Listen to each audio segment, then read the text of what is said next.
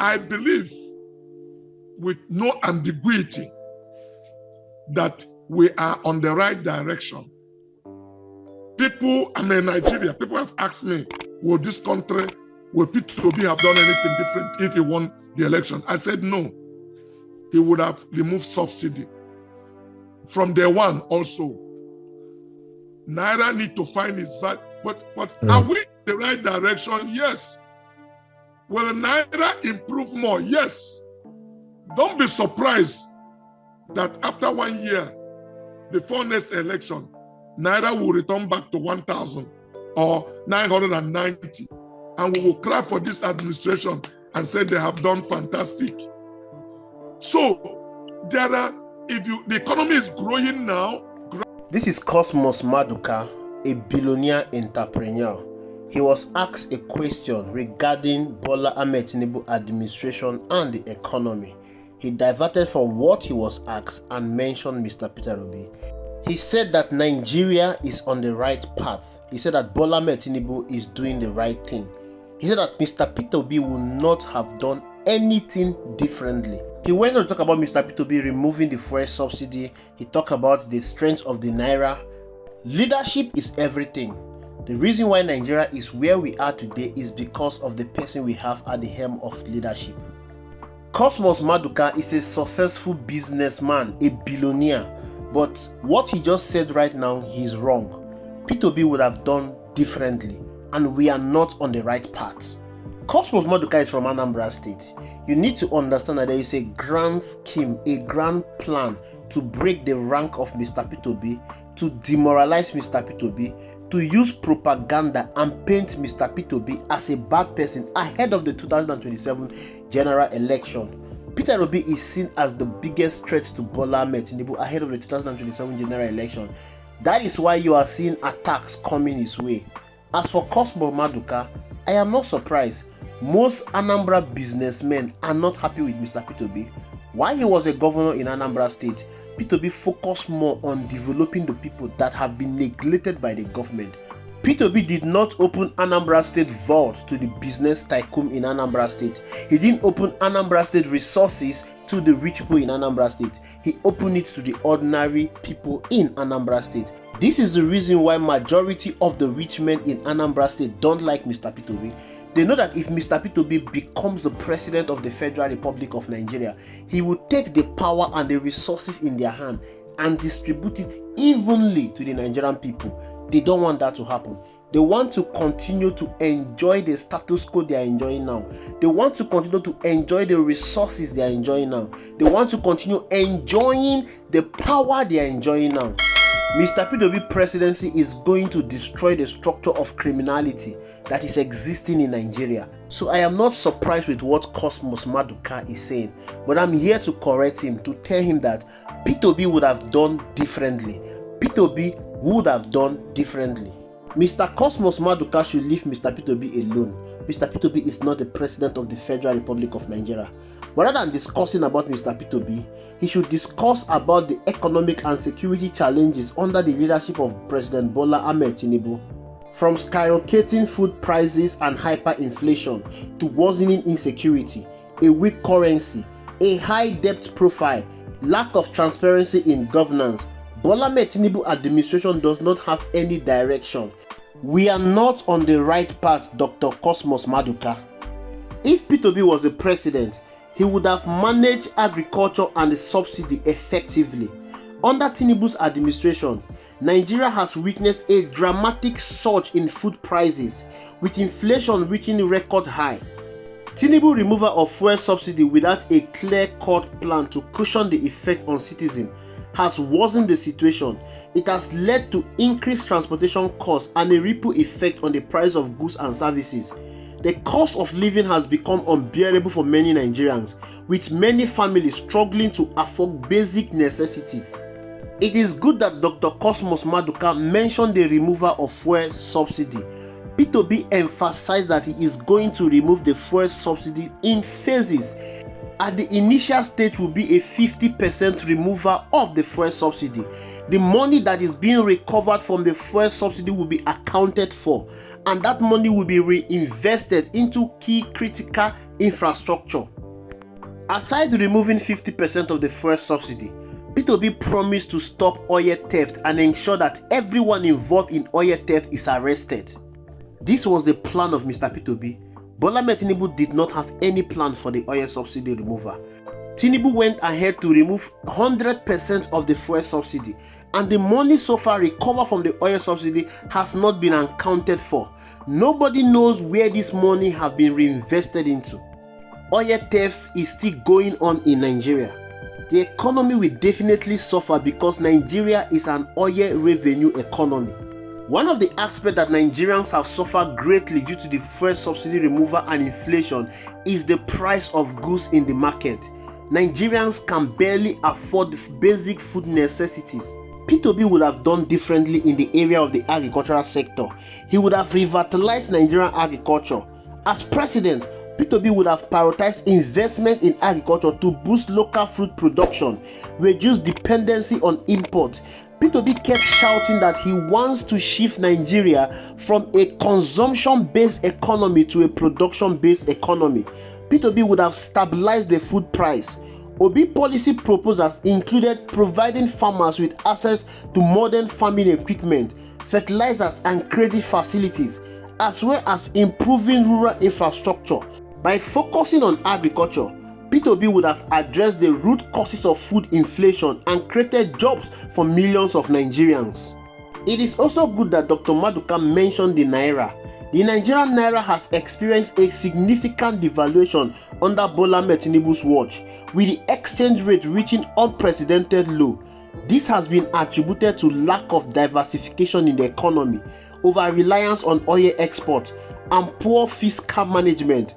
The weak currency has made imports more expensive, further fueling inflation and eroding the purchasing power of the average Nigerians. Mr. P2B would have done differently. P2B economic blueprint emphasized diversifying Nigeria's economy by investing in sectors such as manufacturing, technology and renewable energy. By reducing the country's dependency on oil export, P2B aimed to create a more resilient economy capable of withstanding global shocks.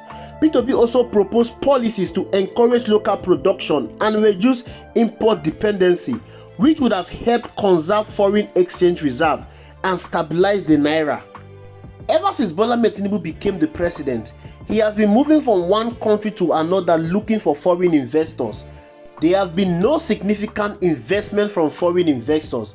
Bola Ahmed Tinubu is here to attract significant foreign direct investment. P2B has told Bola Ahmed Tinubu that you don't go around looking for investors. Investors are like bees. They are attracted to honey.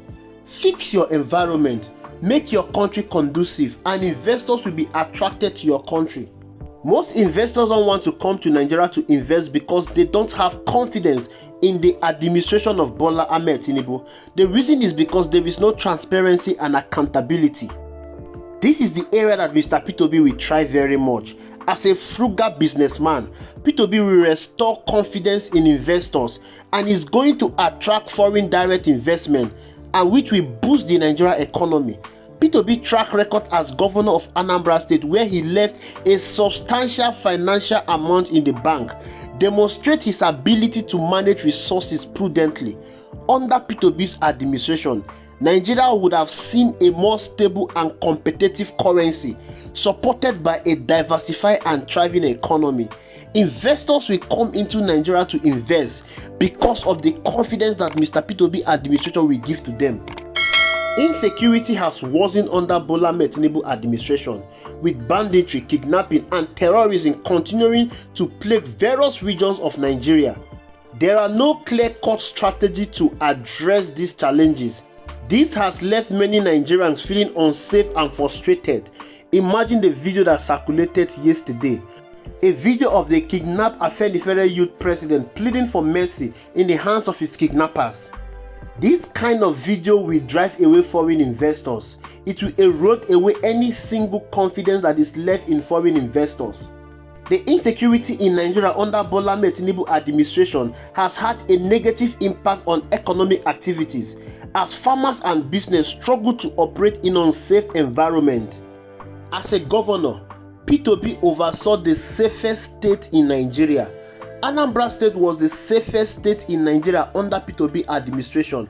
The Inspector General of Police declared Anambra State the best and safest state in Nigeria. Anambra State was plagued with so much insecurity, kidnapping, but when P2B came on board, all the kidnappers ran away from Anambra State. This shows that there is something that Mr. P2B did that helped to improve the security situation in Anambra State. Aside modernizing and equipping the security forces, improving intelligence gathering, and addressing the root causes of insecurity, which is poverty and unemployment, Mr. P2B's commitment to good governance and transparency would have ensured that funds allocated to security agencies are used efficiently and accounted for. Doing this will reduce corruption. It will improve the overall performance of the security personnel. During the election campaign, P2B talked about unemployment and poverty as the root cause of insecurity in Nigeria. P2B said that the people that are causing menace in our society today are those that have been neglected by previous and present administration. He emphasized the need to provide jobs for the teeming youth in Nigeria. How many jobs have Bola Tinubu provided ever since he became the president in 2023? None, but rather, he has succeeded in throwing in more people into poverty. Nigeria's debt profile has gone over the roof under Bola Tinubu administration. The high debt burden has limited the government's ability to invest in infrastructure and social programs. This has further exacerbated the economic challenges that most Nigerians are facing today. This is where Mr. P2B comes in. Mr. P2B is a frugal and a prudent leader. P2B fiscal discipline and emphasis on accountability would have been instrumental in managing Nigerians' debt. As president, he would have prioritized cutting wasteful spending, reducing the cost of governance. This is one area that Bola Tinubu has failed woefully. Bola Tinubu has rather increased the cost of governance. Mr. P2B would have ensured that the borrowed funds are invested in productive sectors that generate returns. Bola Tinubu has gone on a borrowing spree without investing in key critical infrastructure that will improve the economy. P2B has a track record as a governor of Anambra State, where he left a substantial financial reserve in the bank. This demonstrates his ability to manage public funds prudently. Under his leadership, Nigeria could have seen a more disciplined approach to borrowing and spending, with a focus on long-term economic stability and growth. One of the most significant criticisms of the Bola Tinubu administration is its lack of transparency and accountability. Mr. P2B governance style is rooted in transparency and accountability. As president, he would have ensured that government activities are open to public scrutiny, with regular updates on policy implementation and financial management. Mr. P2B's commitment to inclusive governance would have fostered trust between the government and the people. It would have created a more united and resilient Nigeria. P2B's emphasis on accountability would have also extended to the fight against corruption. Another area where P2B would have done differently is in the area of education and healthcare. Education is a critical driver of economic growth and development. Yet Nigeria's education sector has been neglected under successive administration, including Bola Tinubu government. The lack of investment in education has resulted in poor infrastructure, inadequate teaching resources, and a high number of out-of-school children. This has had a long-time impact on the country's human capital development and economic prospects. P2B has consistently emphasized the importance of education in nation building. As president, he would have prioritized investment in educational sector, healthcare, ensuring that schools and hospitals are well equipped and teachers and doctors are adequately trained and motivated. By investing in education and human capital development, P2B could have laid the foundation for a more prosperous and competitive Nigeria. His focus on education would have also addressed the root causes of unemployment and poverty, creating a more inclusive and equitable Nigeria.